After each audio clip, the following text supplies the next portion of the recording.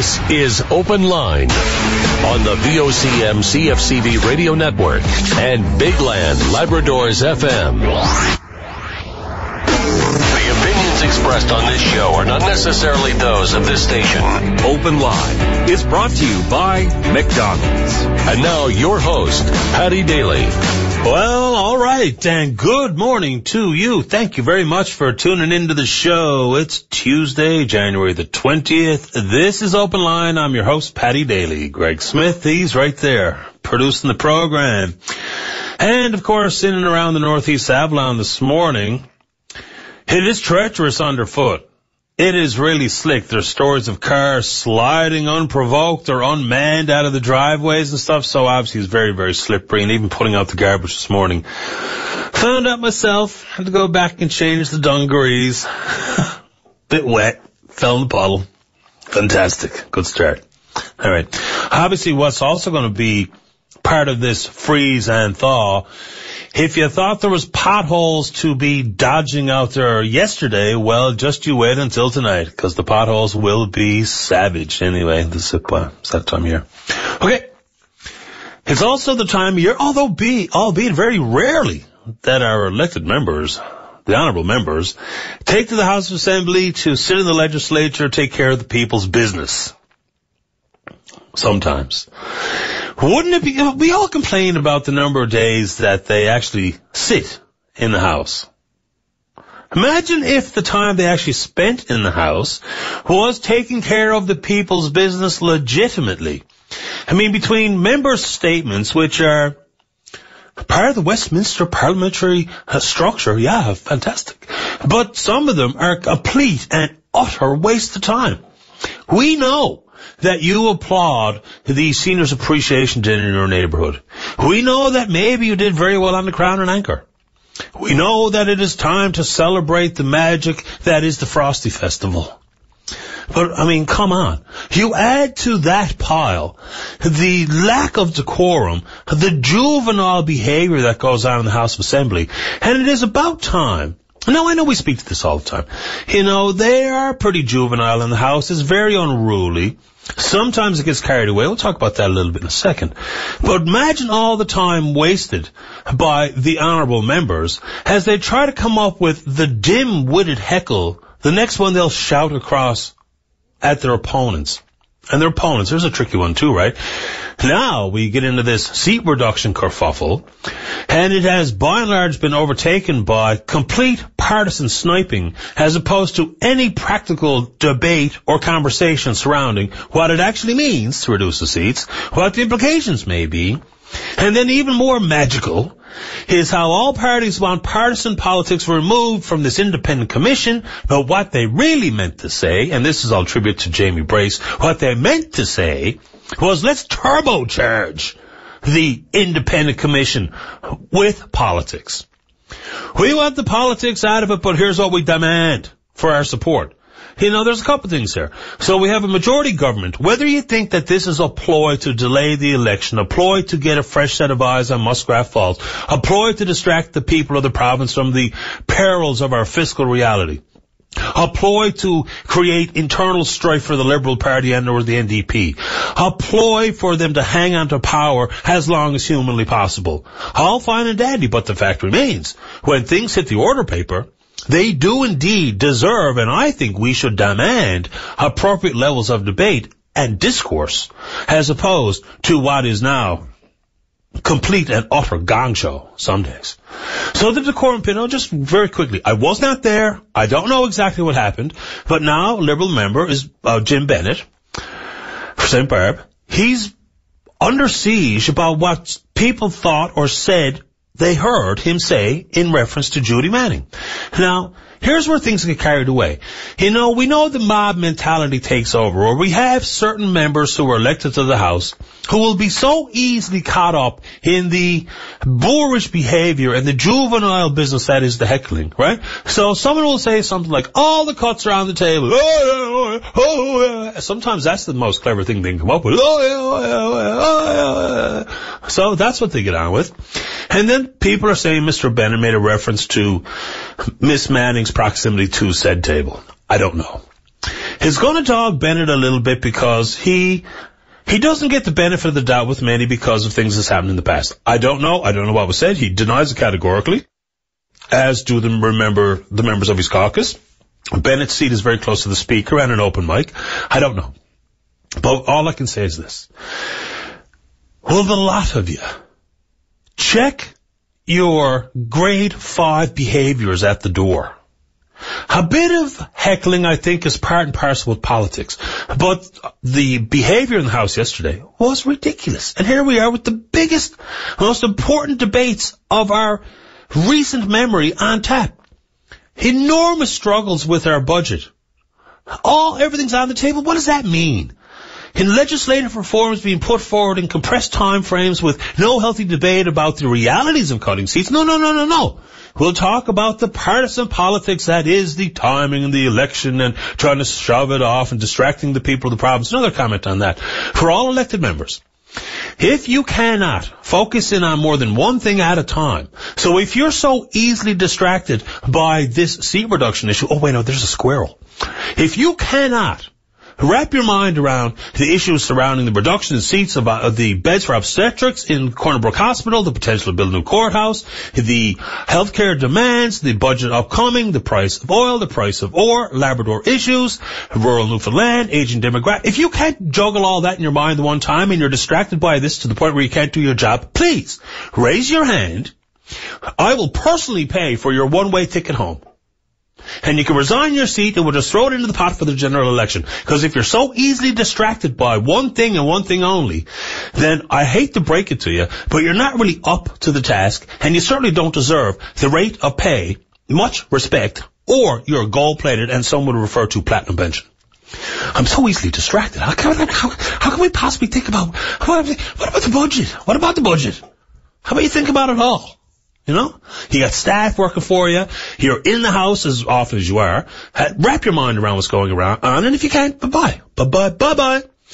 So the big issue yesterday was also CETA. I don't know.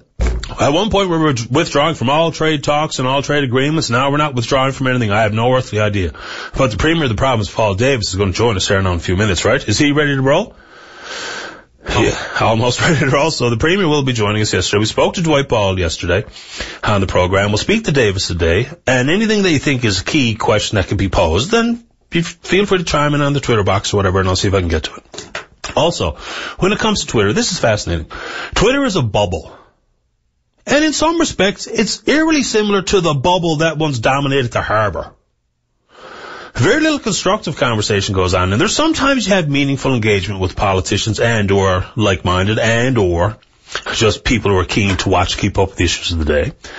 But then there's the beast that is the online troll, the anonymous spaz, or the female version of the spaz, the spiz, who is in their mother's basement. And you can only hope that if we're going to cut something from the budget, it's your pizza pops that you live on down in the basement. Rob King, who's under fire for a variety of things that he's being charged with criminally. Okay, so there's a fakey account which is a relentless tormentor of his. That's fine, we all have them. I've got a few of my own. The fact is, I really don't care. You don't bother me at all, right? If you're anonymous and all you want to be is mean-spirited and speaking in pure gibberish, we all know that you're just an idiot. And we shouldn't give you much credence. And people who retweet the anonymous moron, make no mistake, you're nudged right up against their moron status. So, King has taken this to court to see if Facebook and Twitter can reduce this anonymous safe place where your keyboard bravado rules the day. And in some respects, I hope he makes some headway with it. Anyway, is Davis ready to go? Because I want to take a break so I can come back and devote a bit of time to the Premier before I shag up all the break schedule. Even if he's not ready, when I come back, I can keep talking. You know what I'm like? We're on Twitter. We're VOCM Open Line. Follow us there. Taking your emails. Openline at VOCM.com. Whatever you want to talk about, whenever you want to talk about it, you pick up the phone and give us a call. We're taking a break, and then we're coming back. Welcome back to the program as we're anxiously waiting the Premier and his staff to get organized, get here on the phone as scheduled. We will motor on with some other issues of the day. I thought it was terrific and interesting that yesterday at Beachy Cove Elementary there was a forum held for parents.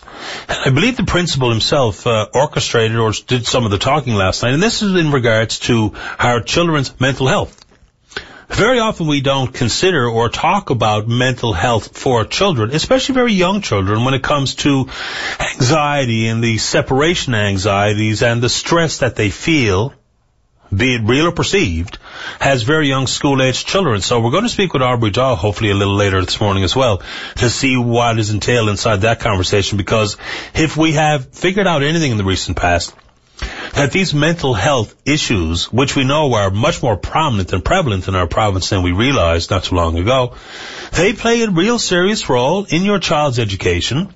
They may indeed dog your child for a long time into their adult lives, and that can have all the obvious adverse effects that we've all discussed many times in the past. So we look forward to speaking with Aubrey here now in the near future. Also, last night at St. John's City Council, when reacting to the potential for this seat reduction, one of the issues brought forward by Councillor Tom Han, and this has been a dirty word for a long time in the Northeast Avalon, the A word. And that would be amalgamation. They've made reference to the fact that if there are going to be some seats to be cut, we'll reduce the funding coming from the province to specific pockets of the province. And Councillor Han floats the idea once again that maybe it's time for the provincial government to lead the conversation on amalgamation. Forever and a day, the government has said, we will not, through the Department of Municipal Affairs, we won't drive the amalgamation bus. We will react to votes taking place of free will in different communities to entertain it. So I thought that was interesting by hand, and of course won't be very well received in the cities of Mount Pearl or the town of Paradise. Anyway, here we go as scheduled. We're joined now on line number 11, by the Progressive Conservative member for Topsail, obviously the Premier of the province, the Honourable Paul Davis. Good morning, Premier Davis. You're on the air. Good morning, Paddy. How are you? Very well this morning. Thanks for joining us. Oh, no problem. We're glad we're able to accommodate you there. As we are, and so are our listeners. Let's get right to it. So the issue that has really taken over, and I think taken on a life of its own, is this proposed seat reduction. We'll talk about both your choice of the number of seats and the process. First off, people will wonder, and I think it's a good question, where the number 38 comes from. Is this a number that you came up with yourself? Is it in consultation or conversation with others? And if you did consult, who did you consult with? Yeah, we did it primarily internally, and what we've done is we considered the fact that we have 2016 as the next scheduled date for doing the boundary realignment. We also know that all three leaders, myself, Dwight Ball, and Lorraine Michael, are all on the record in saying that our house is too large and we should reduce the number of seats. And when we're looking at the catalyst for doing it now, really, is the fiscal challenges that we face. We can leave it to 2019, but we know that in the assessments that we've done, it's about a $10 million expenditure, that if we dealt with this now, that's a $10 million expenditure that we'll save over the next 4 years, next sitting in a house. It's $10 million lift off the taxpayers.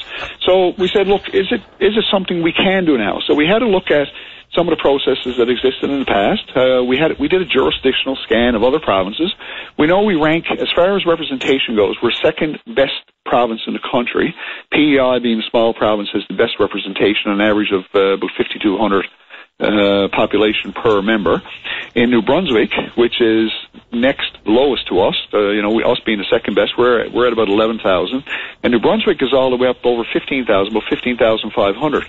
So we said, look, we don't want to change our ranking. We still want to have strong representation to the people of the province. We want to maintain that high level of representation for people in Newfoundland and Labrador.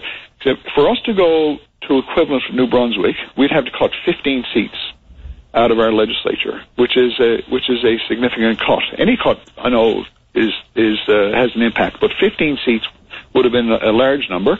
I know Dwight Ball is on record around 8. When we looked at 10 seats puts us at 13,500. So when we consider our size by the population, 10 would give us that middle of the road. It's only about a 2,000 population increase per district. When you're talking, 11,500, and we go to about 13,500, it only really puts a couple of thousand people extra in your district, which I would suggest is not a huge number on average for districts. Now, the other thing we did... Just quickly, I'll pick up on some of those points now that you can absolutely feel free to move on. A couple of things. I don't know what it has to do with anything to be in line with or exactly the same number of constituents represented per member in the Atlantic provinces, given we have different geographical challenges, we have an aging demographic, we have different economies of scale in different regions. So the representation would be absolutely vastly different than others. And then you include the animal that is the political conversation surrounding the seats in Labrador. So first things first. You try to sell it on a $10 million savings. When we borrowed $1 billion last year to cover costs in the budget, when we know we're facing some dire situation this time, given the slump in the price of a barrel of oil and the slowdown in the mining sector, then the savings of $10 million is not getting much traction with me, or I don't think very many people, has been a significant reason why we would entertain legislative reforms to save $10 million versus what would be billions of dollars required to be scanned and reviewed and identified very carefully in this budget. So is the $10 million falling on deaf ears? With all due respect, it is for me. Well, to some people it is, Paddy. And by the way, there's other discussions we had around size and so on, but we'll move on to the $10 million discussion, if you wish. So on the $10 million, when you look at the big picture, we're staring at $1 billion problem. It's huge. It's absolutely huge. It's a significant problem. Every $10 million we find is another chunk of solving that problem. Every $1 million we find, every $500,000 we find, or we cut or reduce or find a way not to have to spend or find a way to rationalize is another $1 million. That's a solution for us. So we have to be willing to look at every avenue that's available to us to change how we've been doing business, because we're facing a significant problem. Look, in your own home, if you have a certain salary level and you go in and you go to get your groceries as an example, and you buy brand name products and you buy high quality beef and you buy the best cuts, the best cuts available, and then, your financial circumstances change, you still have to feed your family. When you go in, you make little adjustments. You make adjustments to the type of beef you buy. You make adjustments from brand names to, plain labels or unmarked, the types of things. People do little things as well, which add up. But you also think about, well, can I keep my house? Can I keep my brand new car I bought? You also look at big pictures as well. So we're looking at all avenues that are available to us. And, yesterday, really interesting because at one hand, the Liberals yesterday were saying, you should slow down, don't act in haste, do due diligence. And on the other hand, they're in the House of Assembly asking us for answers today on the decisions we're going to make as a government. When I'm saying, look, we're going to go through a process. We are going through processes now. We're considering all those avenues. The reason why we're in the House of Assembly on this particular piece of legislation, for us to do this, we got to start it today. Hey, the Liberals have their own problems, and we'll focus in on your role and the PC government and how you approach this. One thing when you talk about the $10 million worth of savings and things that I have in my own home that I could cut costs on without actually suffering a real setback in way of life or ability to cover costs, people are very quickly, and I think appropriately so, looking at using the phrase leading by example, which many think leads up to a public service cuts that are inevitable in the budget. We'll talk about that in a moment, but the size of the cabinet has been increased. You talk about too many MHAs and an opportunity to save, yet we have an unelected Minister of Justice. So between parliamentary secretaries, parliamentary assistants, a pretty big cabinet, and an unelected minister, why not start there? Because if leading by example is exactly that, why not look inside to your own party and your own moves and policies you have just direct control over to start this process as opposed to cutting seats? Well, let me answer it very clearly for you, Paddy, and I said yesterday that everything is on the table. Every consideration is on the table right now for me and for us. And I say that with all sincerity that when I say we had to look inside, we have to look at our own house first, and I meant that with all sincerity. Reason why we're doing this one right now versus waiting until we get closer to the budget process, announcing our budget and so on, which is going to be April. We have to wait for the federal government to do their budget. They're not going to be doing theirs now until sometime in April, so we have to wait for that to happen first. But the reason why we're doing the House of Assembly right now, this early, is so that we have enough time to go through a proper process with public consultation. We can appoint an independent commission, same as the legislation. But it's a different issue. Why not? You could do this yesterday, cut cabinet ministers and parliamentary secretaries, even though I know these are not enormous savings, but to use your words, finding savings anywhere, including this $10 million, will be important in addressing an enormous problem. You could do it yesterday. Cut the number of cabinet ministers, cut the parliamentary secretaries. If Miss Manning is unelected, why not start there? Yeah, we're in the process of again following all avenues. And what I can say to you, Paddy, we're undergoing a process, and you stand by and see what. Once someone asked, I think may have mentioned this before, but someone once asked Prime Minister Trudeau way back when he was dealing with a crisis one time, and someone asked him, "What are you going to do?" And he said, "Just watch me." And that's what I say. Look, we're doing tough business and making tough decisions.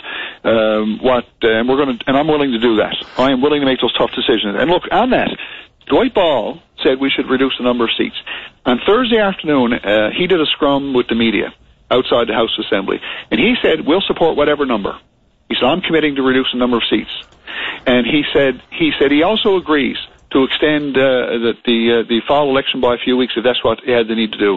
And he's changed his mind on that. And that shows me someone who's not willing to make those tough decisions. I'm willing to do that, Paddy, and all of the stuff you just discussed, all of that are potential avenues for us in order to right-size the way we do business. A couple of things on that front, once again. So, just before we move on from the seat reduction number, one of the things brought forward by you and all other parties and their leaders has been the legislative reforms and things we think we should be able to do to better represent the people and to reflect some cost savings. Many people will say that on the list of priorities for legislative reform, seat reduction would have to follow conversations surrounding things like the implementation of all party committees, the enhanced oversight that we all demand, to be honest with you, inside our executive branch and in the legislature. How can we say that the seat reduction would be number one on that list when it seems to me that it would follow the other conversations to ensure the representation is there to cover these other reforms, which I think would have more value in the long run? Yeah, I think they both worked well together, to be honest with you. Providing more opportunities and better engagement with members of the House Assembly from all sides of the House, no matter what party you represent or what side of the House you sit on. I fully support it, obviously. I've asked the Speaker to engage with the Standing Order Committees to create an opportunity for greater engagement. And I heard from even some of our own MHAs last year during when I was in the leadership that they'd like to play a bigger role, and they think they can play a bigger role and they have something to offer in the House. They're elected by people in the province because people in the province see that they have value in them. Is the lead by example a precursor to what will potentially be significant cuts in the public sector? We know the last time around when there was that potential, there were some 1,100 jobs lost through direct layoffs and or attrition. So people are reading a lot into that particular comment of lead by example, which has not been, in many people's opinion, reflected with in-house cuts available to you in your own cabinet and senior roles. But the public service will be, in fact, very worried about the potential cuts there, and that would be couched by your conversation. I know everything's on the table, but the public service, people will be worried about direct cuts to jobs. Can you speak to that? Yeah, I understand why people would be concerned about them, but we've also got to look at a number of factors when we're making our decisions, because we have a good economy in Newfoundland and Labrador today, and we have to be cognizant of every move we make and what are the greater impacts, what are those spin-off impacts. And we know that when government reduces their public service, their workforce by large numbers, that it's a way to reduce your expenditures, very quickly, in many facets. And with healthcare, I think over 70% of our costs are employee related. They're in people's paychecks. Is 70% of the cost of healthcare. So if we wanted to start making those big cuts there, we know we can do that. Governments have done it in the past. But what concerns me about every step we make as we do that, we have to consider too the big picture and the impacts on our economy. So look, we're not there yet, Paddy. Simply put, we're not there yet. But I can't overstate the magnitude of the impact that oil prices are having on Newfoundland and Labrador. Now, some have said, and I talked a little bit about this yesterday in the House, some people have said we should have had a rainy day fund. We should have put some money away. We should have saved some money for the time when the oil prices were to fall, if they were ever to fall. No one saw this coming into the world. And it's having significant impact on provinces in Canada, especially the oil-based economies, and the country itself and countries around the world. But when we came in, we have significant deficits in infrastructure, in buildings and schools and hospitals, in our road network as well. We had a need for increase of equipment and supplies, for example, in snow plows and vehicles and those types of things. So as a government, over the years, we were constantly trying to make improvements. How often do we hear now today about a school that's got to be closed down because of mold? But how often do we hear about that 6, 8, 10 years ago? We heard it all the time, that there were problems with air quality in schools, and we've gone to great lengths to fix those types of things. So what I said yesterday in the House, if I got money in my pocket today for whatever reason, And I arrive home and I'm thinking, I'm going to go I'm going to create a savings account. And I walk into my house and my roof is leaking. Now, am I going to go down to the bank and open a savings account, or am I going to hire someone to pay someone to fix my roof? You got to fix your roof. We had a lot of leaky roofs, and we fixed that. We did. We have just on your back to your public service piece. We have great people working in Newfoundland and Labrador who have a serious fiscal challenge to face. We got hard decisions to make. A couple of things before we move on to CETA and other important issues that have popped up. When it comes to the hope for a nonpartisan approach for this independent commission, many people, well, I forget many people, I think that the well has been poisoned somewhat by the determination by you of 10 seats. The Liberals have softened their number from 8, which is just a political ploy, to 38 to 42, whatever the case may be. For any assurance of the people that your influence, the party's influence, the government's influence is taken out of the equation, how are you going to approach that now that we've already set ourselves up a little bit with these predetermined numbers? Is there going to be an opportunity for other parties to nominate one of the members of the commission? Well, you know the Chief Justice will nominate the chair. Are you looking at allowing the parties to have a say so we can remove some of the inevitable belly aching depending on the reports, the recommendations coming from the report? How are you going to try and take some of these politics out? So what's happened in the past is that the Chief Justice appoints a chairperson. And that's what's currently in legislation. And then the Speaker appoints 4. And what's happened in the past is the Speaker has appointed 2 nominees who've been submitted by opposition parties and 2 nominees that have been submitted by government parties. So essentially then you have an equal balanced commission. As equal and as balanced as you can find. And I'm sure parties will submit people who have political histories or political knowledge and people who are supporters of the party and they understand the different communities and regions of the province. And so they want to put people there who can bring a lens that's going to be important to them there. And I fully expect that to happen, and I think that's the process should take place. On to setting the number, it was back in 1994 is the only time since this legislation process has been around in existence since the 70s. Now it's been amended many times. But back in 1994, we had 52 seats. If you remember back in those days. And at that time, the commission was given instructions, as I understand it, to go out and come back with 46, 40, 42, or 44, I think were the options that were given them. And the commission landed on 44. Now, the government of the day, now it happened to be a Liberal government, but the government of the day rejected the 44 seats. They rejected that recommendation. They set the number at 48. They gave new direction to a new judge to set the boundaries. So back when that happened, it didn't work for them. They didn't accept it. They changed it. So legislation has the number of seats listed in legislation today set at 48. What we're doing is we're modifying the legislation to set the new boundary at 38, based, in part by members of the opposition. And Mr. Ball has said he'd support that, and he said on Thursday, we'll support whatever number. So does that mean that your number of 38 is the only thing they have to work with? There's no leeway to say, we think the only manageable and pragmatic way forward is at 41 or 42 or whatever the case may be? Is that what you're saying? Yeah, under the legislation that's existed for some years. So that's the way it's going to be? It's the way it is that there's a section there about rules to guide the commission, and it tells them how to do their calculations and what seats. Now, it protects a seat that we know is Torngat today. The legislation currently protects that, protects Torngat, and it lays out why north of Lake Melville, and we respect that, and we're gonna uphold that as well.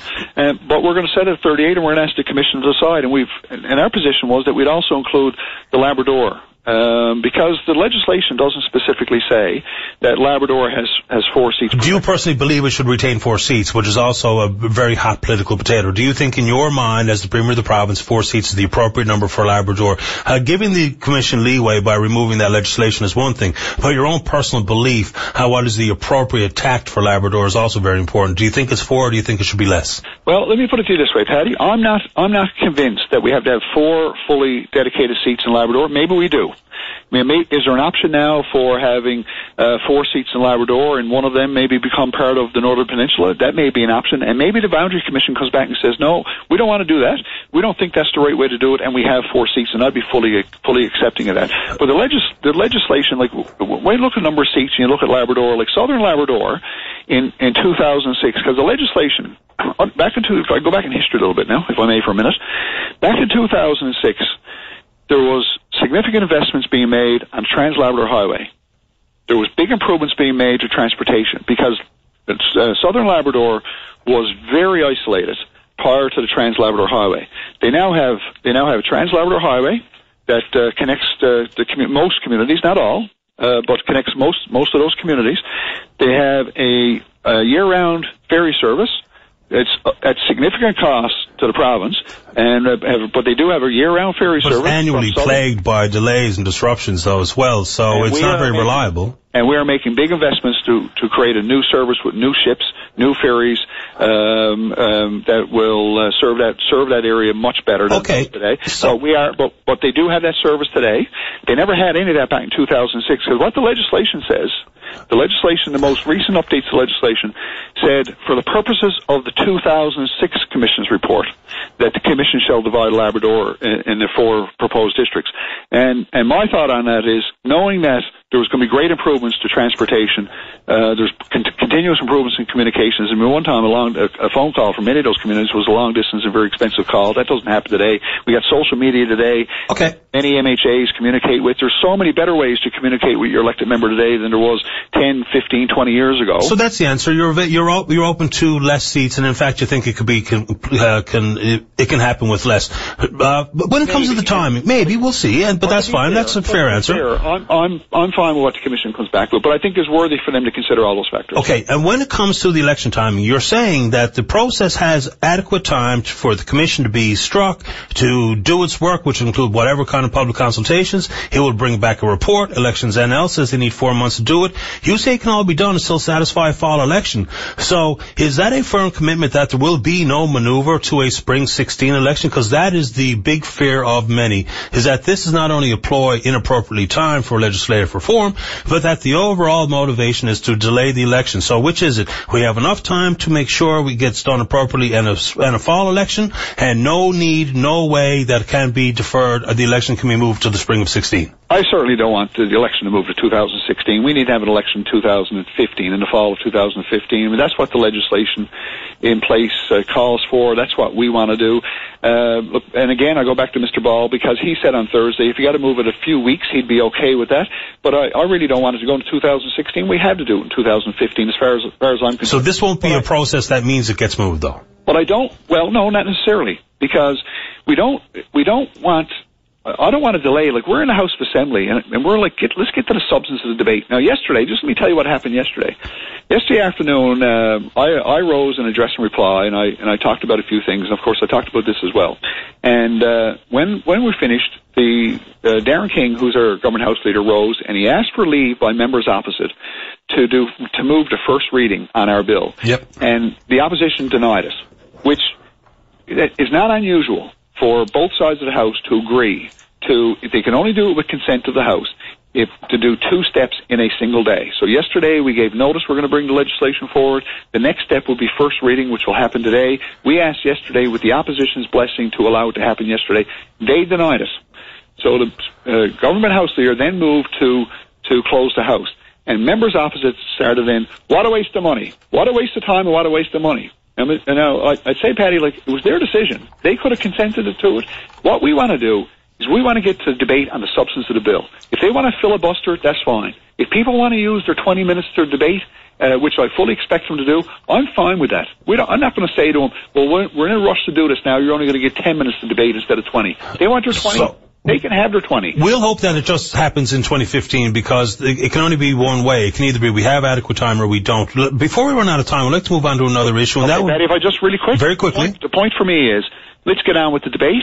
And if we got to sit in the House all night to have our debate, we're quite willing to do that. But right now, the opposition won't let us get to that debate. Even if we maybe should have had a debate about the mayor cutting seats in the first place, which is, I don't want to retrace that ground. Let's go to CETA. There's some distinct confusion yesterday about where we stand on CETA. Withdrawing our support, withdrawing from commitment to all trade deals. There's conversation about whether or not the follow-up meeting with Ministers Hutchings and King in Ottawa was poor form or good politics or counterproductive. So what exactly is our stance on CETA? Okay, so just to clarify, we haven't withdrawn our support for all trade agreements. What we've done is we've withdrawn our participation in current trade negotiations. So very different. Like NAFTA's in place and is done. We're in NAFTA and we're done with. But with negotiations such as CETA, what our position is on it is how can we continue to work with the federal government when they come to the table, when they come to through the negotiation process, they make an agreement with a partner, us being a partner in those discussions, and then blatantly just renege on that. And we said we can't operate like that. If there's not going to be trust and commitment to all parties when we're going through very important trade negotiations, it puts us in a very difficult place if we're not going to honor what we're deciding to do as a team and collectively together. And in the case of CETA, in our own bilateral discussions and agreements, they've refused to uphold it. So how do we do that? And one way to do that is saying, look, if you're not going to play fair, you're not going to do what's proper and correct, you're not going to live up to your obligations as we go through these processes together, we can't work with you. That's the bottom line. So that's where we are on it. And look, we've had a really good response from the work that we've been doing as a government. We've got national, international organizations and representatives of industry and business who have been very interested to know where we are on this. Everybody I've spoken to have taken the time to go through the information, other than Prime Minister, by the way, in the federal government, but anybody else in industry, in business, who sits down with us and says, look, explain to me where this is. Every time I've done it, they say they get it. But why didn't we consult with the business community? My understanding is there's a briefing coming up for the business community tomorrow after this letter was initially drawn on January the 6th. So why not consult these people who would have given specific thought to how it affects their industry before we made big government moves like we've made with however we want to couch our support? So why is the consultation taking place on the heels? Well, we've been consulting since last fall, Patty. And I heard of some business representatives this week who have wondered about our position and so on. And I said, well, let's do a bigger opportunity for business community who wants to get the ins and outs and the specifics of what's taking place. So that's why we're doing that now. I've made myself available to anybody who wants to have a discussion and grasp a better understanding. I've had those. In the past week, I've had opportunities to speak to groups. Last Friday night, I spoke to the Heavy Civil Association. I had people comment to me after. I didn't fully understand CETA before. I understand why you are where you are now. So those types of discussions we're continuing to have.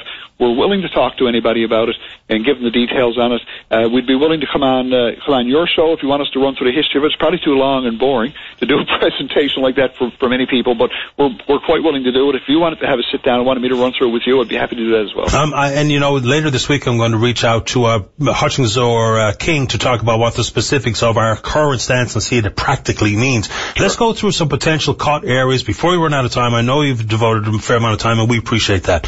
So, the cut in spending is the reality of life facing this particular budget. What you bring in hiring freezes and discretionary spending control and whatnot. Is there any consideration to slowing down spending on the Churchill River at Muskrat Falls until we see what the budget is going to entail? And let's see if we can get through some of these pretty quick because I have 4 or 5. So any consideration of slowing down spending at Muskrat Falls while we figure this out? Well, I'll tell you again what I said to you earlier. And I'm really not willing to pin myself in a corner to say what it is we're willing to do, not willing to do, or where we're going to land, because right now everything is being considered. Everything that our expenditure that we have is being considered. We basically have like 3 options. We decrease our spending, and there's a broad range of places and ways to do that. We increase our revenue, and there's a broad range and opportunities to do that. Mm-hmm. Thirdly, we increase our debt. Somewhere we've got to find a combination of those 3 that is the best option for us today. Well, then I won't go down a list. If there are certain things we can cut today, whether that be the size of the cabinet and or spending at Muskrat Falls, then there's other package of infrastructure, whether it be we shelve the courthouse, shelve the prison, slow down at Corner Brook Hospital, So if we're not going to be able to pin it down, I understand that. But Penny, let me put this to you, if I may, just for a second. Okay. Because we have projects underway that are in different stages. So, for example, we have school projects where tenders have been awarded.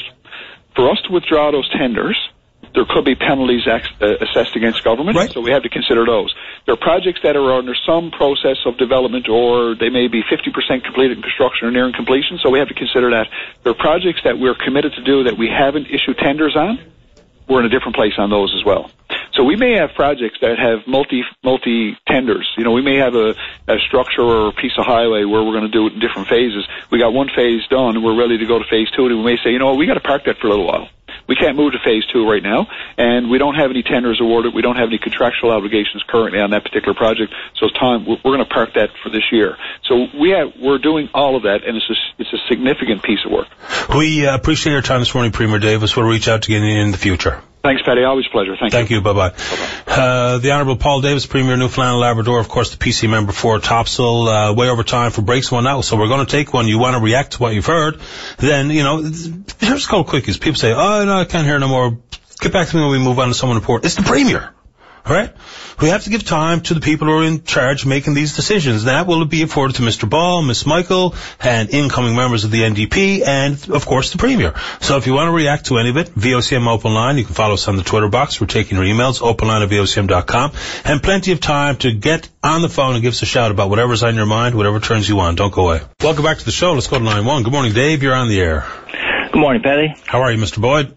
Not too bad, sir. Good man. Calling this morning, Paddy, about safety on the highways. Okay. Especially the TCH.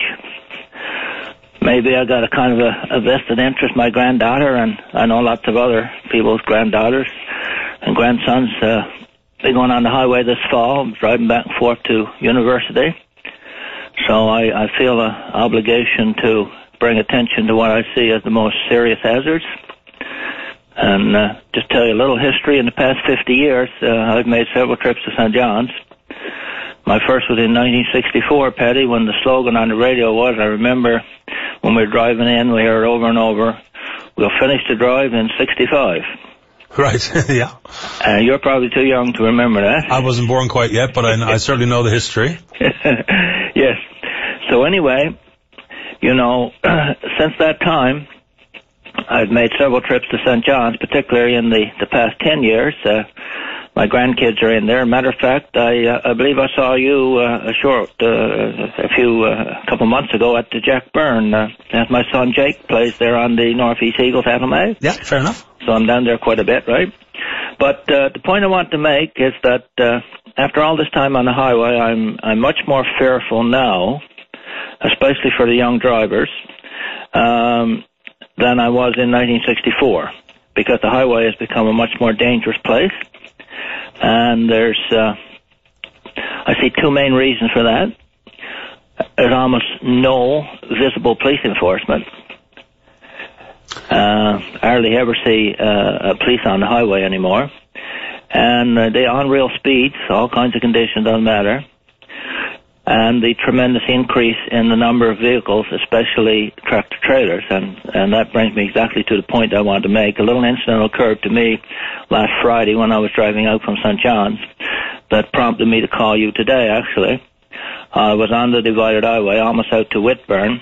I looked in my rearview mirror, and there's a tractor-trailer coming up behind me pretty fast.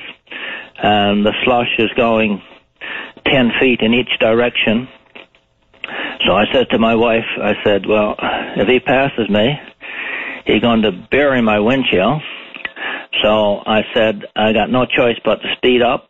So I had to speed up to about 130 kilometers, which I didn't want to do because it was slushy, just to put enough space between me and him so that I could safely pull off to the side of the road and let him go on. But now, in actual fact, he turned off up to the Carbonear turnoff there, right? So I say if you were driving a white tractor trailer 11 o'clock last Friday and turned off on the Carbonear Highway, and you're the guy I'm talking about, you're an idiot. Yeah, fair enough. Because I'm wondering if that was my 18-year-old granddaughter or somebody else's 18-year-old granddaughter that looked in the rearview mirror and saw the grill of a tractor trailer right up the rear of their vehicle, what would their reaction have been? So it's good, and when we paint those specific pictures, I think it's helpful, and people hopefully will hear it and say, I've been apt to make that exact move in the past, and I now, people realize you're putting everyone in harm's way. So it's fair ball to bring it up, David. What else would you like to say about that this morning, sir? Well, I just want to say, a word to the tractor trailer drivers, right? I mean, I'm not painting you all as bad drivers, but some of you think you own the road, and in a way you do. But, nobody like I said, especially young drivers want to look in the mirror and see the grill of an 18-wheeler behind them, right? So it's very intimidating, very dangerous. So to the tractor-trailer drivers, listen to me this morning. Keep your distance and choose a safe place to pass, because the life you save might be my granddaughter's or somebody else's grandchild. Absolutely, Dave. You're spot on, because, you know, and it could be someone belonging to their own family at the hands of another tractor-trailer driver. It don't matter who it is. Yeah. Doesn't matter who it is. And I also want to say one word to Eugene. Eugene, the biggest hazard on the highway, in the last 10 years, there have been about 300 people killed on our highway. There's approximately 30 a year. And the biggest hazard, I'm not one bit worried about moose. So when I go to St. John's, I leave around 9 o'clock in the morning. I get in St. John's around 4 o'clock in the evening, take my time, and I never, ever, ever see a moose. Well, you can indeed do a lot to protect yourself if you're mindful and your speed is conducive to the road conditions and everything else that goes with it. David, I'm really glad you called. I know it was important to you this morning, and I always appreciate your time. Thank you, Billy. All the best. Bye-bye. Go ahead. Greg, let's try and get back on some semblance of schedule for break. We got any calls in the queue or what? Okay, let's take a very quick break. Don't go away, folks. Welcome back to the program. Let's go to line 1. Good morning, Alfred. You're on the air. Yeah, hello. Hello. Paddy, I heard you had a Premier on. Yeah. Premier Davis. I was listening to him. It's amazing. I'm going back now to when Danny Williams was in power, and he got $2 billion. We went down to teachers, the one he was over there somewhere, and the rest of it, as we went to do at Dunderdale and now to Davis. I think in looking at a household with a family, a fair-sized family, the mother, how she handles the money that comes into her household. And it's similar to that. They got the money from the oil, and it's known, I think, in the States, the Texas, the oil. The oil is not a renewable resource. No, when it's gone, it's gone. And it's gone. Once it's gone, it's gone. I think they fill the holes up with water or something like that. Yeah, they just plug them, yeah. Yeah, but the thing is, the money came in, I think it's $19 or $20 billion. They spent that like water on a duck's back. And instead of taking that and putting most of that away as a kitty, and then looking after our natural resources, the fishery, which is a Newfoundland, the fishery and the mining and all of that. Yeah, I mean, you use that for running the province. It's interesting because and maybe a little bit. We had cash in the bank somewhere to the tune of $2.2 billion not so long ago. That, of course, was used up in whole for our cash on the barrelhead to qualify for a loan to develop Muskrat Falls. So that money, we had a couple of billion there. When people say that they squandered 19 or 20 million. I never said they squandered. No, I'm just referring to how some people. Possibly. Well, I guess that's splitting. I gotta get out of here. The dogs are barking. Okay, would you like to go then, sir? Call No, Paddy, no. Okay. No. The availability of this rainy day fund is an interesting concept. Of course, we'll hear from opposition party members and supporters that saying it would have been the first thing they did. It might be interesting if we could also point to some of the places where they did absolutely mismanage or overspend and or squander money to highlight what kind of rainy day fund could have been in place. We haven't seen that. So, I don't know how much money could have been saved. There's no question in my mind that there was some extravagant spending going on, but there's also no denying that there was some serious matters that had to be attended to. I don't blame it on the liberal governments of the past, because to quote Mr. Effort, they had no money to do anything with.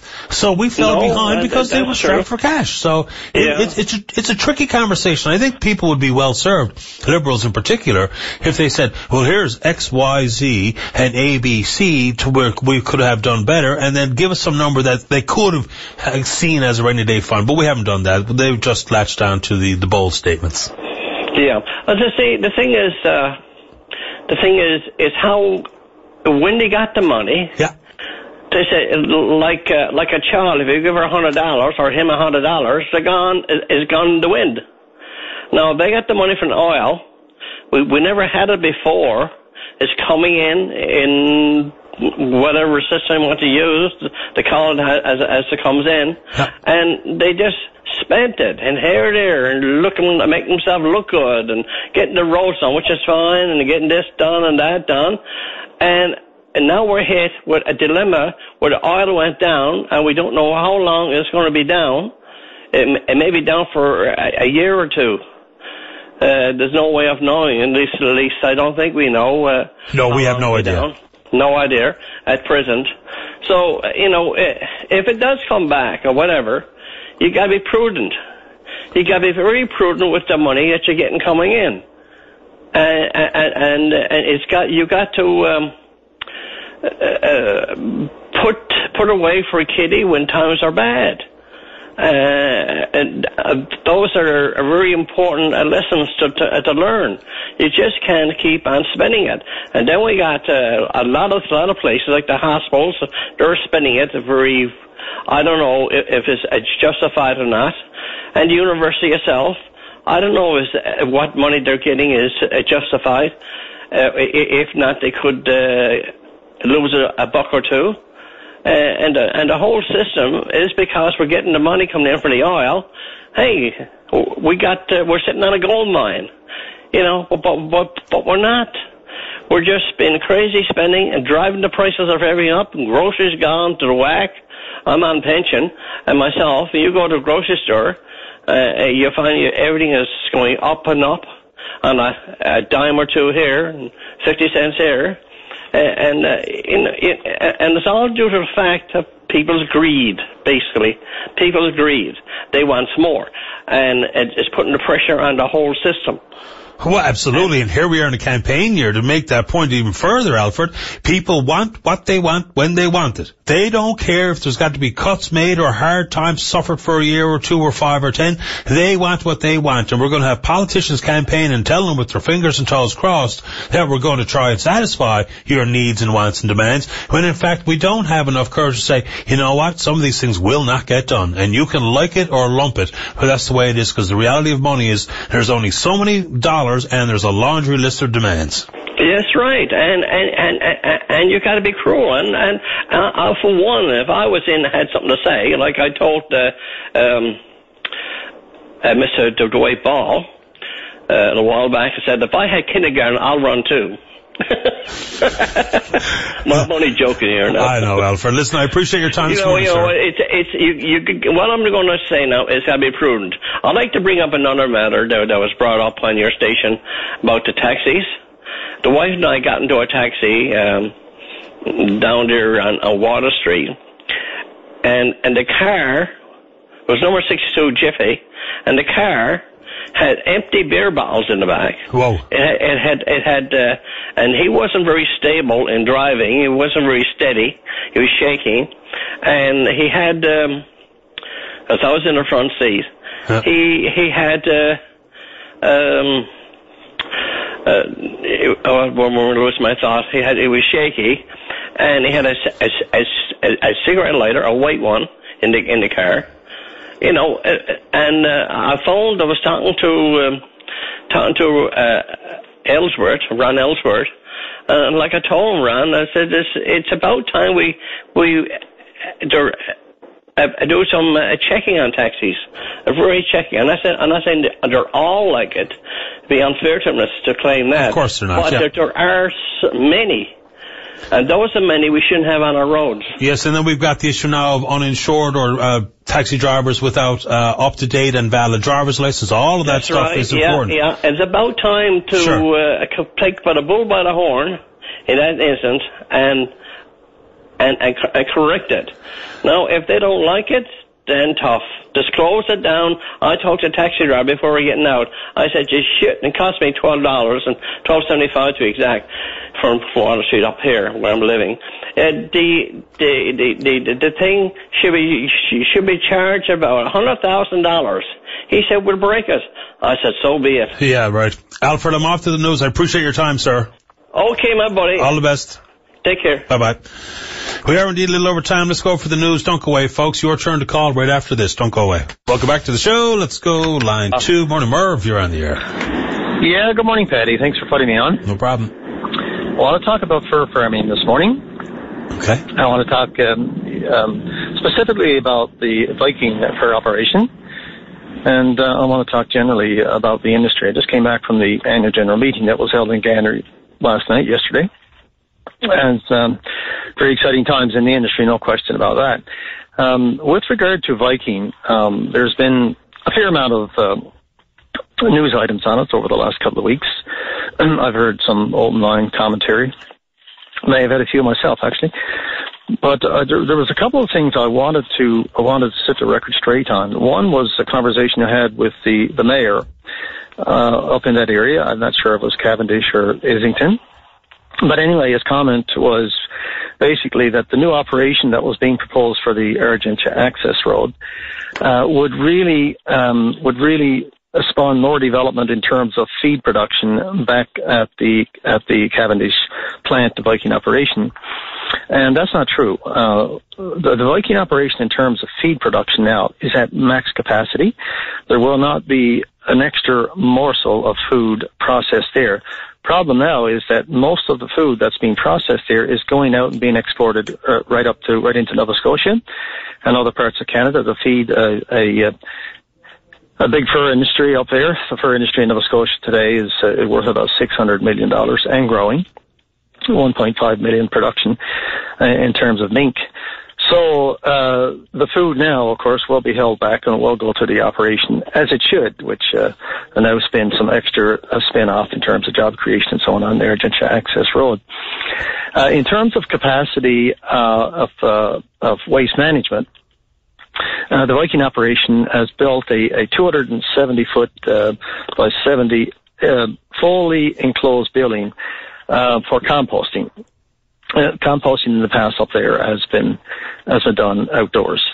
There's also a liquid manure system that's being brought on stream. A total of something like $2 million done for remediation and mitigation of waste management on the farm. So the problems that arose in Viking operation really has been mitigated against, and that's been monitored. The checks and balances are in there from environmental protection. It's been there by natural resources, and you name it. So I guess I'm saying this because I really want to try to create a comfort zone for people that are complaining now and have issues with regard to the operation going into Whitburn. One of the big complaints, though, the folks in reaction to the mink farm in Cavendish, some couple of thousand people, I think, signed a petition, and their number one concern was the flies. Now, I don't know what the direct relation or correlation is, but that was their number one concern and their rationale behind opposing the farm and any expansions, and they will warn people in the other areas that that's what comes along with the mink farm. Now, I don't know if there's anything that you can offer that will diffuse that or to dissuade people from having that opinion, but that's the one that's coming forward from Cavendish. Yeah, it goes back some time. I mean, the operation, the Viking operation started, I think 2001, 2003, and there was a lot of issues around waste management. I'll be the first to admit I saw some of the fly issues there, and there was a very compelling case made by the residents that this couldn't continue. But composting was happening outdoors. There was no enclosures, no liquid manure system. This has been mitigated against, Paddy, and this operation is a good operation. I heard someone on yesterday on a news piece that was done that said, look, this new operation that's being proposed, 15,000 female mink, it's going to be 7 kilometers from Whitburn. We're worried that there's going to be odor. We're worried that there's going to be flies and so on. In Whitburn right now, there are 2 chicken operations, 2 broiler operations. One has got 87,000 chickens that's changed out every 6 to 8 weeks. And one has got 90,000 chickens and is changed out the same time limits, 6 to 8 weeks. One of these operations is about 50 to 60 feet from the stadium and sits across the road from a strip mall. It's within the boundaries of the community, and the same waste management issues would be there if it wasn't properly managed. And of course it's there, and people of Whitburn accept that because it's acceptable industry. It's an industry that needs to go forward. Something every now and again, Paddy, there's a smell that actually comes when the wind blows in the right direction. There's actually a smell. Oh, there's nothing more rancid than a chicken farm. Absolutely. Nothing. And so and I guess we have to make those comparisons. This basically sets the benchmark. We have many other operations in Newfoundland and Labrador. We have an operation as big as the one proposed out in Cox's Cove. We have one in Comfort Cove. We have one on the Botwood Highway. We have one in Harcourt. I run the largest silver fox farm in the world. I have houses about 1,500 feet residential property from me. We are all living in harmony with the community, and sometimes there's a smell. And I think we have to, this really is the nuts and bolts of how it works. And government now is being very diligent, along with the company, in making sure that the residents have input and they're satisfied and so on. I know the environmental assessment has now been extended. But look, and let me just add another little benchmark to all this. In Denmark, where this operation comes from, initially, Peter Noor is a resident of Canada now. He's here, he's married, he's got children, and he's a part of the community. And he's contributing. In fact, there were over 110 people employed there last year. He's got a potential to double that if he can get this operation going on the Argentia Access Road. In Denmark, where he came from, there's 16 million mink being produced. 16 million in an area about 1/3 the size of the Avalon Peninsula. And something, they are integrated with the community. They are not having community issues in the way that we are seeing them. It's a rural activity every now and again. Yes, absolutely, there are smells and there are some flies.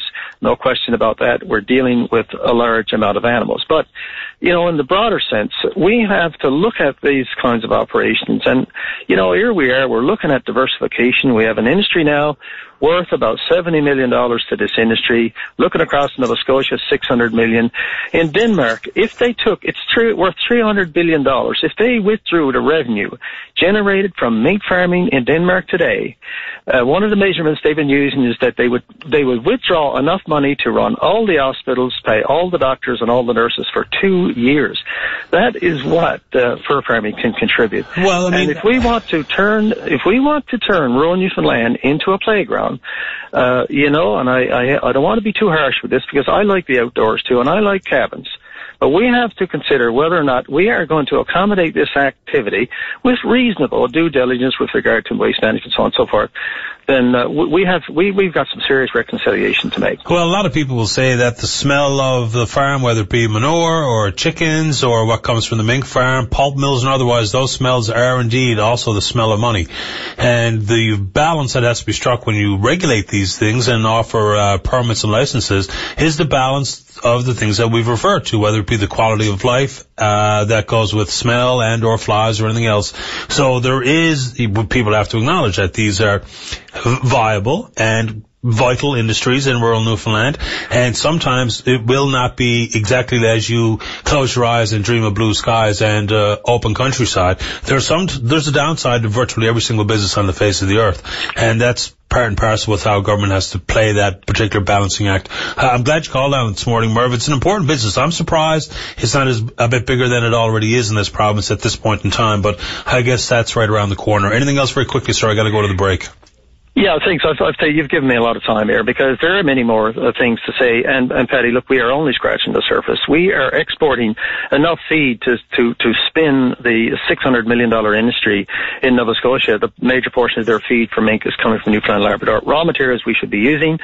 Likewise, we're also supporting fur farms with our feed supplies out of our fish plants, our abattoirs, right down into Ontario, into Wisconsin, mid-United States, and so on and so forth. So we have an industry industry that's about to bust open here.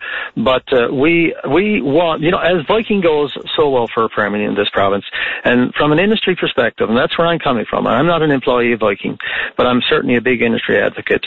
We need to get with it, and we need to be satisfied. I need to be satisfied. We need to be satisfied as industry leaders that Viking is doing the due diligence that it's need, and that's where I'm coming from, and I think people need to look at that. Yeah, we do indeed hold a lot of the cards when it comes to ensuring that they do exactly that. Merv, appreciate your time this morning. Thank you. Good morning, Paddy. Same to you. Bye-bye. Bye. All right, let's go ahead and take one more break. The Twitter box exploded today. You'd swear that they took my Kim Kardashian bum photo and put it on my cover page or something because she's gone haywire. I love it. For VOCM Open Line, follow us there. We're taking your emails, openline@VOCM.com. Whatever you want to talk about is whatever you get to talk about. Don't go away. Welcome back to the show. Let's go to line number 1 and say hello to the Executive Director of Planned Parenthood, Alicia Cox. Good morning, Alicia. You're on the air. Hi, Patty. Good morning. How are you? Fine today. How about you? I'm good. I just wanted to take just a minute of your time just to promote our upcoming fundraising dinner and auction on February 7th. Mm-hmm. It's our 33rd annual dinner and auction. It's a live and silent auction and a 3-course meal. And tickets are on sale now here at Planned Parenthood for only $50 each. And people can come by and pick them up and enjoy a great night out. We have some wonderful items in store this year again, some beautiful artwork coming in, some beautiful jewelry, along with some other kind of quirky items. And there will be, of course, games and prizes throughout the night as well. And so I just wanted to promote the event, and hopefully people will show up and support our event. And it is our biggest fundraiser of the year. Where is it? It's going to be held at the Holiday Inn. It has been for the last number of years. Doors open at 6 p.m. and dinner will be served promptly at 7 p.m. When you talk about it being your biggest fundraiser, how much money have you raised in the past, and how does that add up to your annual expenses? Last year was our biggest year to date. On average, we usually have about $15,000 to $16,000 that we raise. Last year, we managed to raise over $20,000, which was a huge pot of money for us. We get a very small pocket of funding from the provincial government, so this does go towards a huge amount of our costs here at the centre to keep our doors open, our programs running, as well as our clinics. So it is a very, very vital part of our fundraising efforts every year, and every penny that is raised, I can guarantee goes to a good cause. Just, I think when people hear about your organization, they're probably a little bit confused with exactly what you do, your mandate, and what you promote. At some point, Planned Parenthood has a direct association with certain schools of thought, whether they be religious or otherwise, but you do so many different things at the centre. There's so many good awareness campaigns that are being undertaken every single year that I think people maybe are kind of lost as to exactly what you do, and I think that's important because it can maybe even help people not only have a better understanding, but that might translate into them opening their wallet and hopefully coming to our dinner on February 7th. So give us some idea what else you do. Well, a lot of people, I think, get confused by our name, Planned Parenthood, because when they see that name, they attribute it to pregnancy and pregnancy information or pregnancy option information. And our center offers a lot more services and resources beyond that. We do have a full education program here where we do go into schools, community groups, colleges, universities, and deliver presentations on a variety of different issues related to sexual health, starting from puberty and development all the way through STI, birth control information, and aging and sexuality as well. We do offer a fully serviced clinic here where we do have 6 doctors right now on rotation doing 7 clinics a week. And people can come in, again, for any issue related to sexual health, so things like Pap testing, STI testing, STI treatment, birth control options, peer support counseling, pregnancy confirmation appointments, information around abortion, adoption services, post-therapeutic abortion follow-up appointments. There's a whole range of different services that we offer that people are not quite aware of. And we don't discriminate based on age, so anyone is welcome to come to our center anytime. And even if you're a first-time client coming here, it's only a matter of starting a new file for you here, and all you have to bring is your valid MCP or your provincial health care card, and you can come back to our doctors anytime. If you're not comfortable with your family doctor, for example, going through them for certain issues, and you're more comfortable coming to a more clinical setting like ours, then you're certainly welcome to do so. So I think a big portion is that people get us confused with other services that are being offered, and certainly they don't understand the range of services that we do offer here. And I think it's important to spell them out because it's a wide range and it is all-inclusive and it is a very safe, secure, and trusting place to reach out to. So I think it's important we get that message out. When it comes to one of the overriding conversations that would happen when it comes to sexual awareness is not only self-respect and respect for others, but it is the protection against not only just unwanted pregnancy, but how and when people contract a sexually transmitted disease. When we talk about it, children are hopefully having realistic, open conversations with their parents, although I don't think we have enough of those. But those numbers are always a little unarming. So first let's talk about the young sexually active, and then what will shock many is to know that the growing segment for STDs does indeed find itself in the seniors range, which is a fascinating number that we should talk about. Let's talk about the young sexually active people first. How are the numbers and what are we doing? Well, just from a committee meeting that I actually attended yesterday for people's awareness, we had 54 cases of gonorrhea recorded here in the province just in the fiscal year 2013-2014, which was up from a previous record of 7 cases, so a significant jump in gonorrhea. For syphilis, for example, we had 26 cases documented here, and of those 26, 9 were actually co-infected with people with HIV as well. So we're certainly seeing an increase in the number and type of STIs that are happening in our province. Certainly the rates of chlamydia are steadily climbing. There hasn't been a plateau in many years now.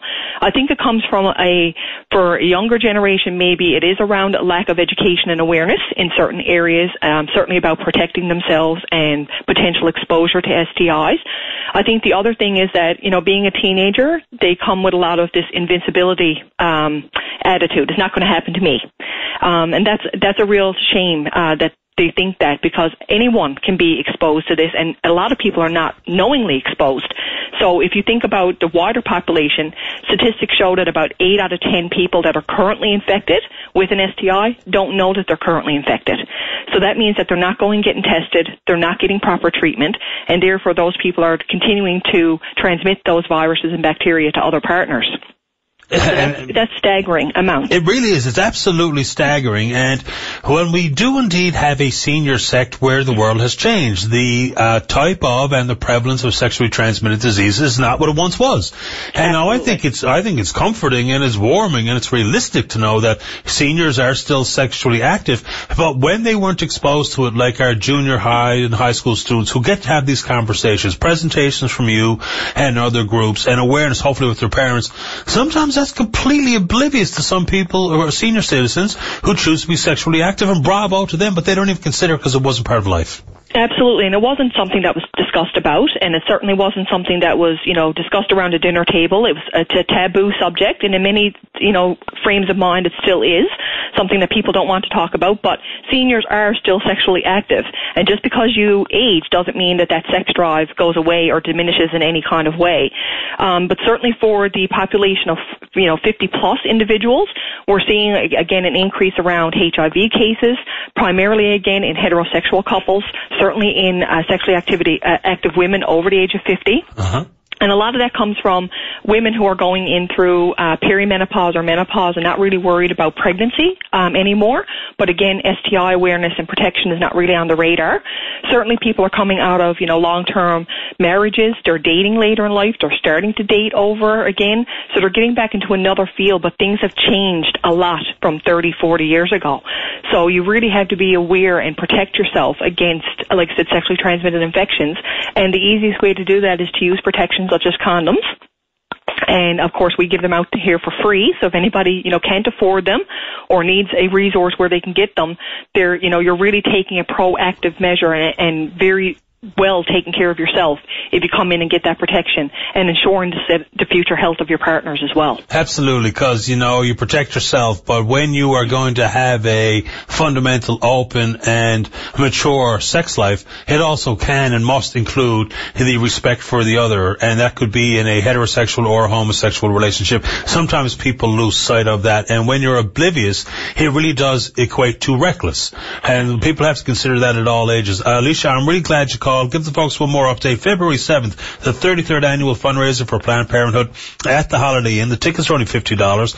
Silent and a live auction. 3-course meal. Guaranteed to be a good time. And hopefully this does not dissuade people from buying tickets. But I'm going to be there too. I'm going to be the host for the evening. Yes, and we're honored that you're taking time out of your busy schedule to MC for us. Happy to do Thank you very much for having us on this morning.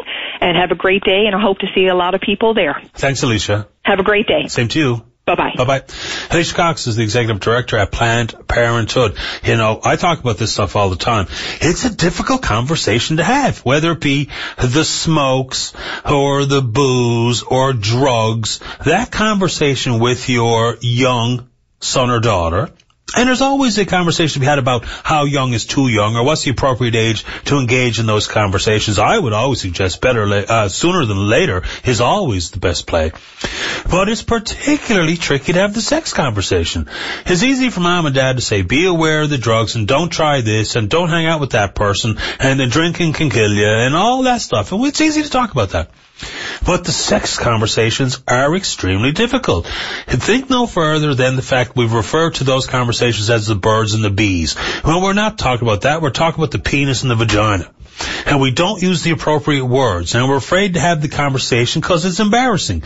Mom or dad might get red cheeks and flushed. The child may indeed be not completely open to the conversation and embarrassed to talk about it in front of their mom and dad, especially when they're a little younger. But the more you do talk about it, the more you take the taboo out of the conversation, the better served your young son or daughter will be. Whether that be an awareness for unwanted pregnancies and protection from STDs and healthy and mature sexual relationships, understanding when it's appropriate to get involved in the next level of sexual relations, whether that be from first base to second base and all the way around the bases. You know what I mean. But you use the right words. You have the open conversation. You tell them the number one thing for mom and dad is kid can trust me. And if you trust me with all other walks and facts of life, then certainly you can trust me with the number one and most important facts of life. And it's healthy sexual relations. You get off on the wrong foot as a young person with an unhealthy sexual relation, forget diseases and whatnot, you could have emotional baggage to drag around for the rest of your life. So it's not only about broken hearts and whatnot, it's about respect for yourself and respect for others, and sex isn't taboo, sex is part of life. And those conversations, I think, are really important. And I do my very best, and I'm not preaching at you because I make a lot of mistakes as a man and as a parent, as a father. But those conversations, we can't be afraid of them. Because when we have them on the heels of bad relationships, and we have them on the heels of when you've already got gonorrhea, then I think we've had them too late. We're taking another break, but then it's time for you to join us on the program. Don't go away. Welcome back to the show, line one. Good morning, Jamie. You're on the air. How you doing, Patty? Excellent today, man. You? Not bad, not bad. Good. First time caller for your show. Fantastic, thanks. No, I had a few comments there about Dave there about the tractor trailer driver, you know, riding him close to him. I know, like, sometimes I'm a tractor trailer driver myself, and there is sometimes, like, we're pushed for time that we got to make a deadline to get our loads off before we can get back down the road and get another load, right? And I know sometimes, yes, there is idiots out there. There is some drivers that, you know, don't take that courtesy in it, but, like, for us, we can't always follow the rules. You know, we can't be doing 60 when we can do 100. You know what I'm saying? Just say that part again. You can't do 60. What was that? Like some drivers, when they're going down the road, they'll be doing 60 or 70 kilometers down the road ahead of the tractor trailer driver. I mean, we got a heavy load on. We can't be doing 60 kilometers an hour when we can do like 80 or 90 or 100. Right? Are you talking about the heavy load so far as how it affects your ability to stop? No, not well, then, to stop, and like for making our hills, our runs for our hills and stuff like that. Oh yeah, okay. I know sometimes, yes, I do, you know, drive a little closer than what you should, but I'll back off to a certain extent, and then try to get the run from a hill to the next hill or something like that. But when you're driving slow in the slush, it makes the driver harder for him to make the run for the hill, right? That's what I'm thinking about.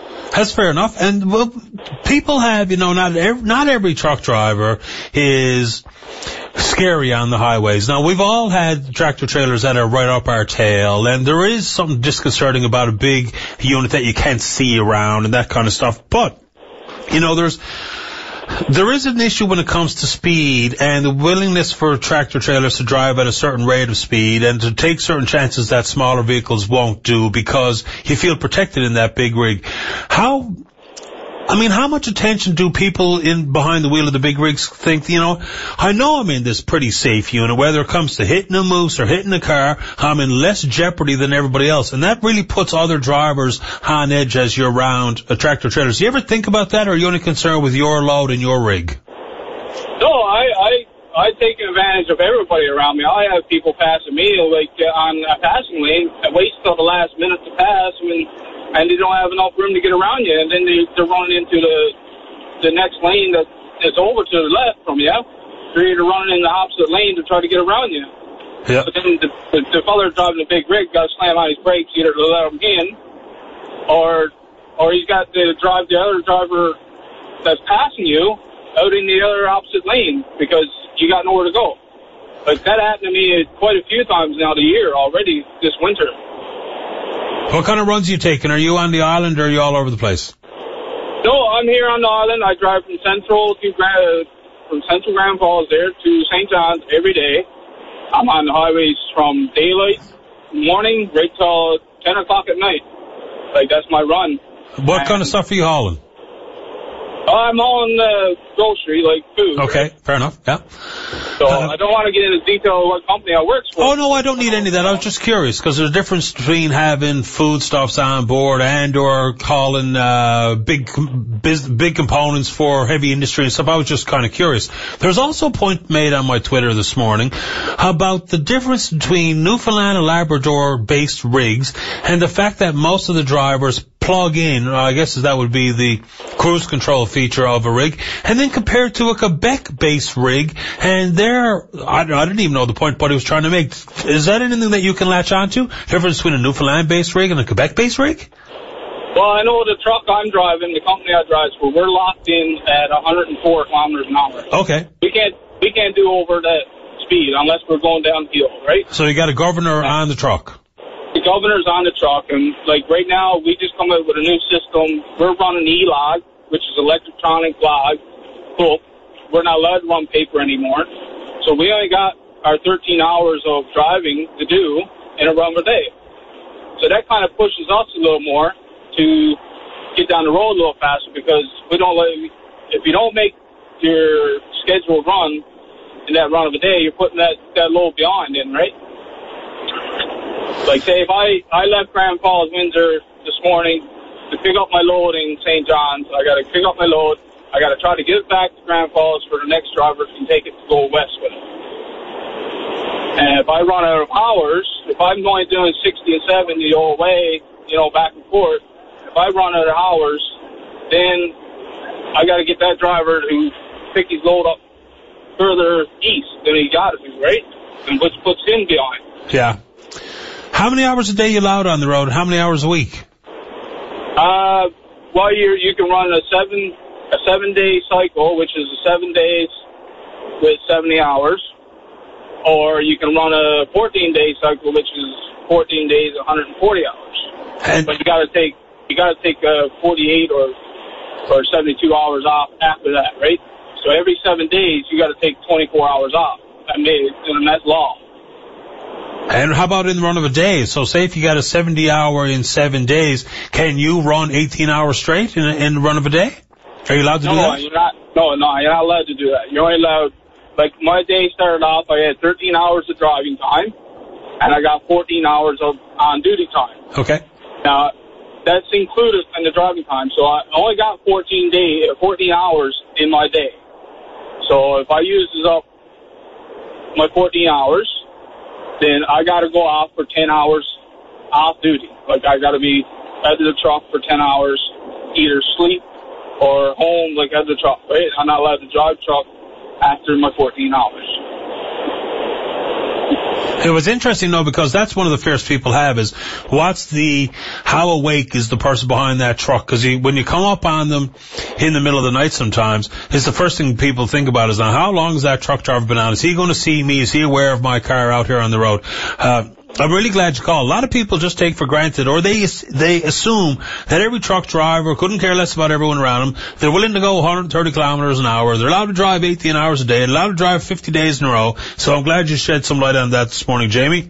Safe travels. No, you're not allowed to drive over 15 hours a day. Yes, there is people out there driving over it, but that's the drivers that don't care about nobody else, right? You know, and we are, like me, I'm only allowed 14 hours a day, and I take my 10 hours off every night, and I make it home every night. So, you know, and we got a lot of young drivers out there in cars that's texting and stuff like that, and driving 120 and 130 going by on the phone, like, and that's a lot of stuff too that happens out on the highway. Like, I see a lot of stuff, and I'm only a young driver yet.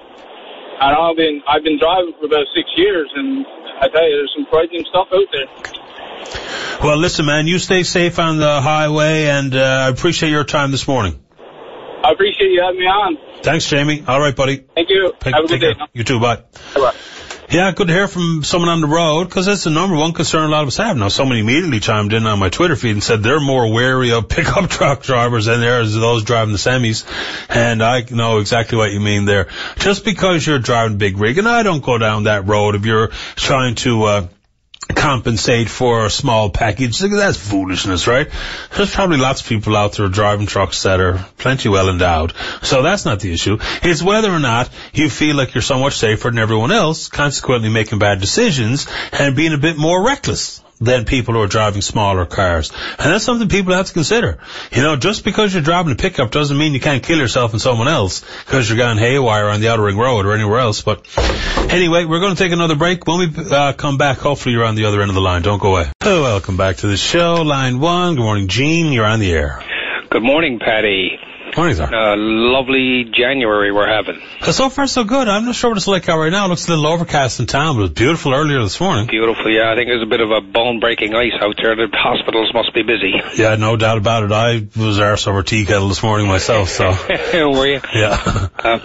Lots of stuff on the go. Yeah. The price of gas is probably going to be the story of 2015. Premier Davis, I think... the price of gas or the price of a barrel of oil? Well, both, really. Too bad they don't follow each other very directly, but I understand your point. I was just curious about where we're going. They're kind of going hand in hand, though. A little bit. Yep. Mr. Davis, I think he'd be wise to call an election right now. Throw the ball into the Liberals' court and see how terrible they can do.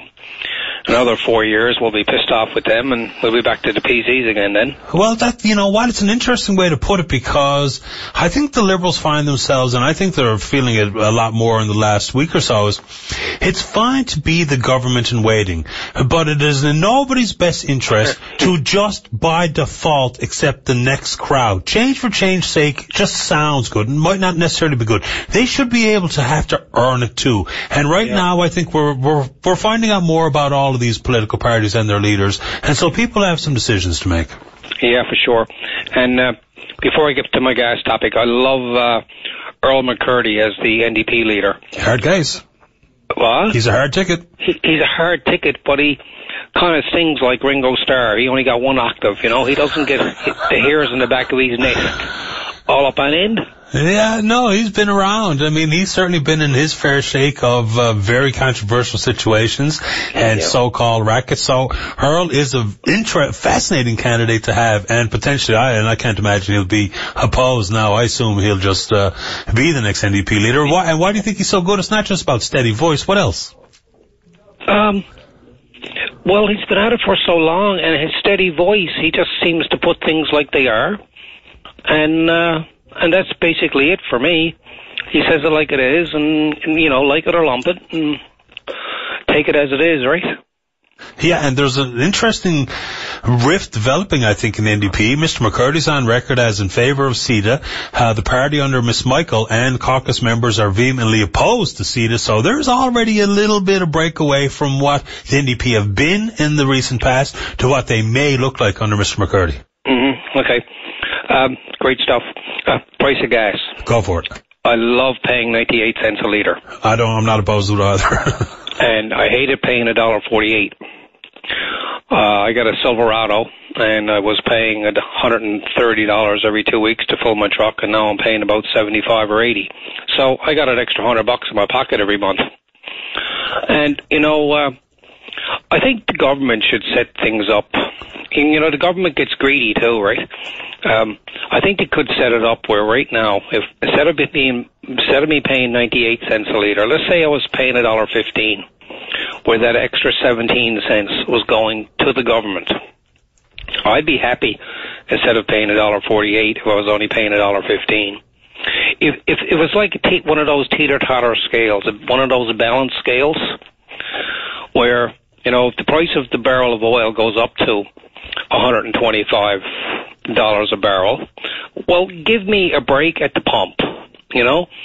Instead of it being $1.48, why can't you crack it down to $1.39? Crack off 3 or 4% on the provincial government taxes.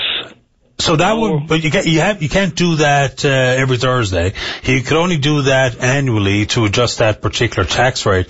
So you think that overall reducing the tax on the gas is a good thing? Because keep in mind, that gas tax creates, I think last year, something around $182 million in government coffers. Yeah, and when you look at the roads and the bridges that need some attention, boy, that's where the gas tax should go, in my opinion, and not enough it does go that way. Sure, I think it should be kind of like a user pay system where, you know, I just think right now if the price of gas was $1.15, none of us would be complaining compared to $1.48.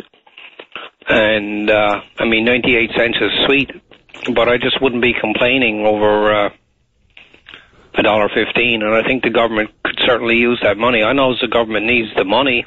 Yeah. I mean, I know, I mean, things had to be done through the era of Danny Williams and Kathy Dunderdale. I mean, it's a blessing for Labrador. I've never ever been there, but I mean, the Trans-Labrador Highway, these people were crying for that for years and years and years and years, and I know they needed it. It's not quite done yet, though. Not quite done, is it? No. Well, at least you can say it's getting there. Yeah. Okay. It cost the government a fortune to give the nurses the raises they wanted. And it cost the government a fortune to give those high-end doctors, are they called? The specialists. Well, yes. All the specialists got a increase in pay. Yeah, so I mean, all of this stuff costs a lot of money, and I mean, I know the government spent money where they had to spend it, and I'm not upset over that, but because I know they needed the money.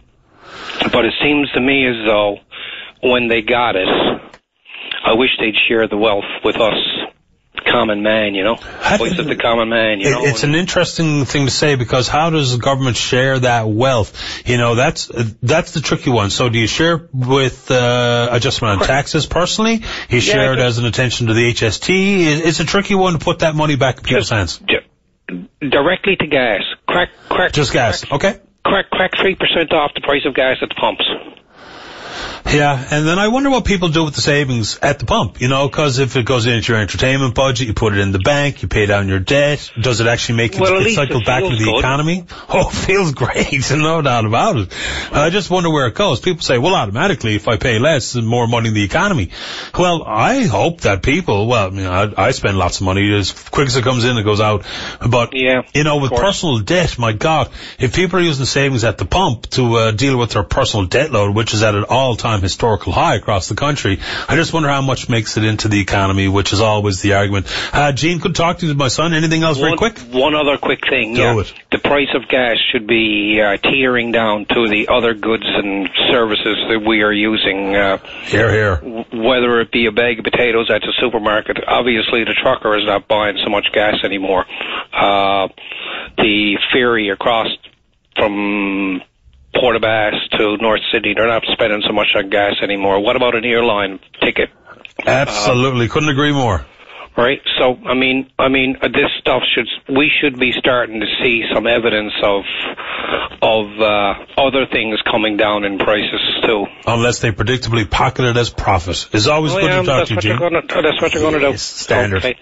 Thanks for the call. All right. You take care. Okay, buddy, you too. Bye-bye. Yeah, I mean, a lot of that ends up as profit. And Marine Atlantic, they're trying with the new fuel mix, so they're not going to waver on that because they got this new approach. But anyway, that's another topic.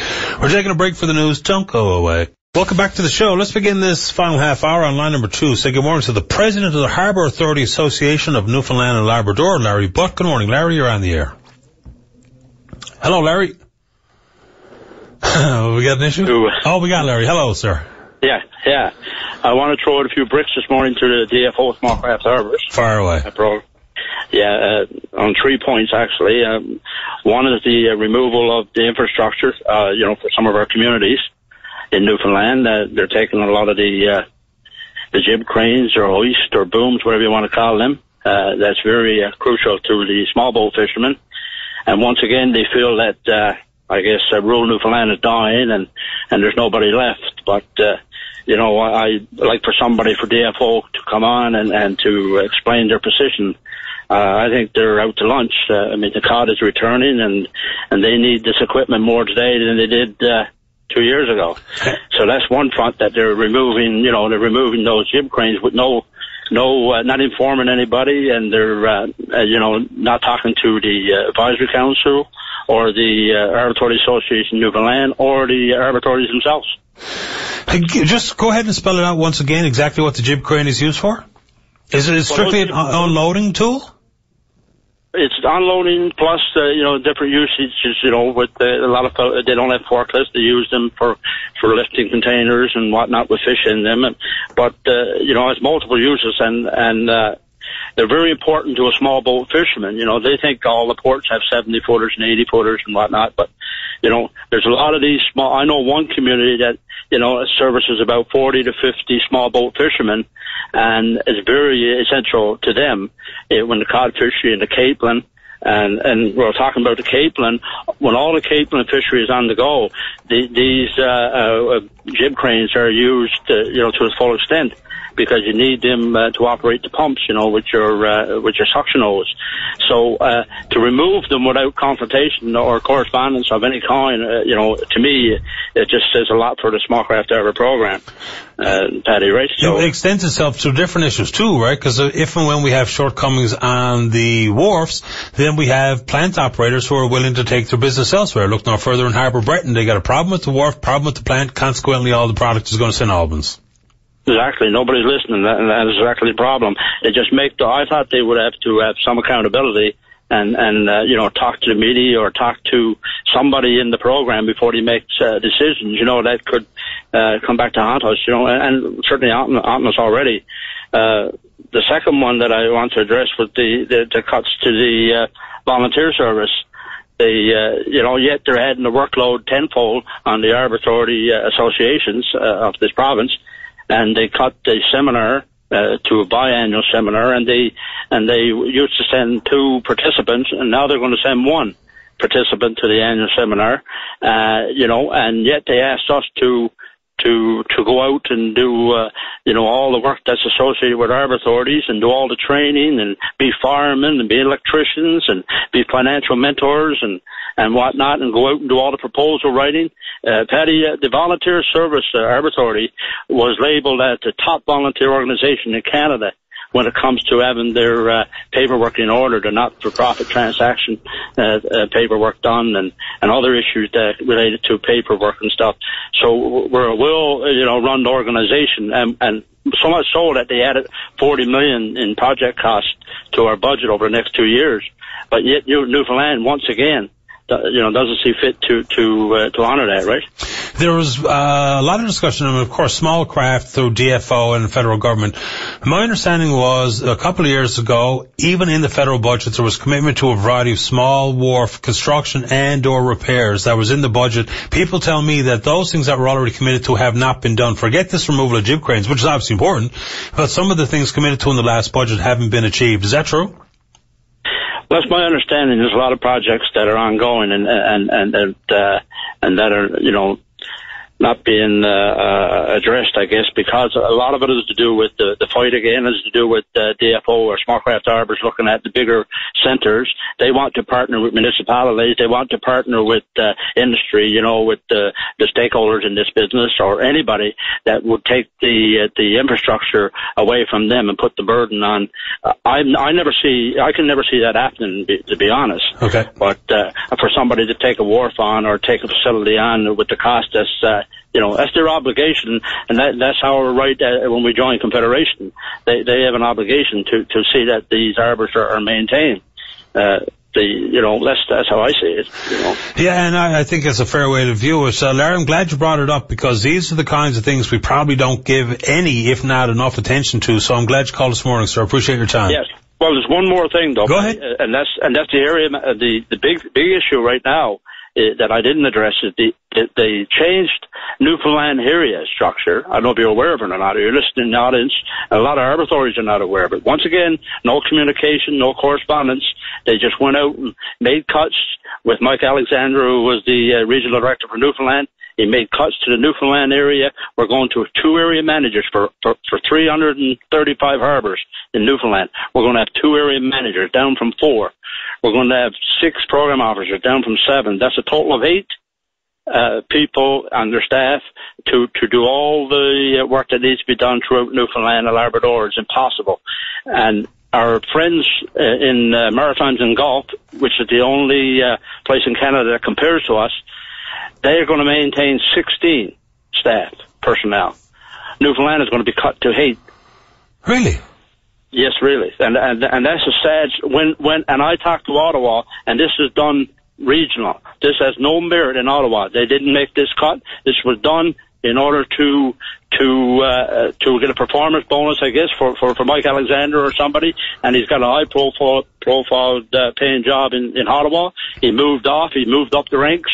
Yet he left Newfoundland holding the bag with 2 area managers. Each area manager will represent half of Newfoundland. Can you imagine somebody on the west coast, on the northern peninsula? They gotta try to contact an area manager in St. John's. And there's no, and our friends to like I said in Nova Scotia, New Brunswick, maintain 16 representatives, and they're all praising themselves, about the job they're doing over there. So and this Ottawa told me was strictly Newfoundland's decision.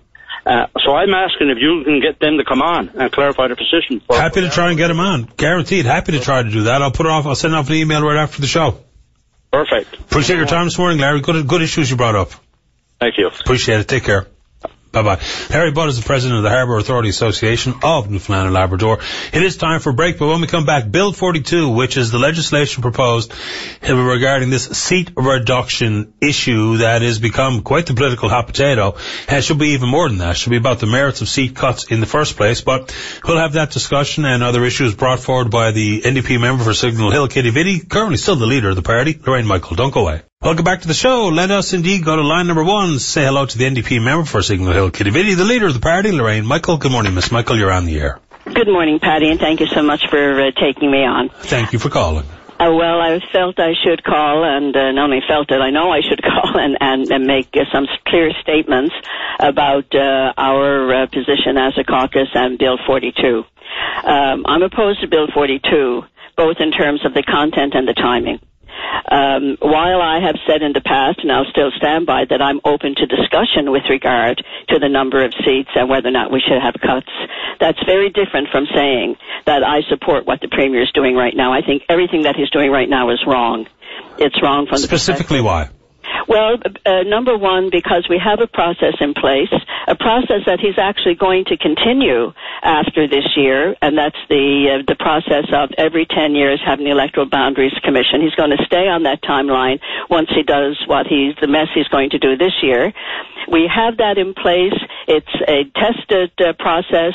The every 10 years has worked, and so his pulling this out of midair right now at this moment and calling for a change to our 10-year process makes no sense to me, and he has not convinced me by anything he has said so far that it's called for and that it's valid. His claim continually comes back to the money issue, and we all know how little money this would be saving from the deficit, and so that's number one. Number two, the fact that he has plucked a number again out of midair, this cut 10 seats without any analysis, and it seems to me he's being straightforward. The analysis was something they talked about in their own cabinet within their own context. There's been no consultation.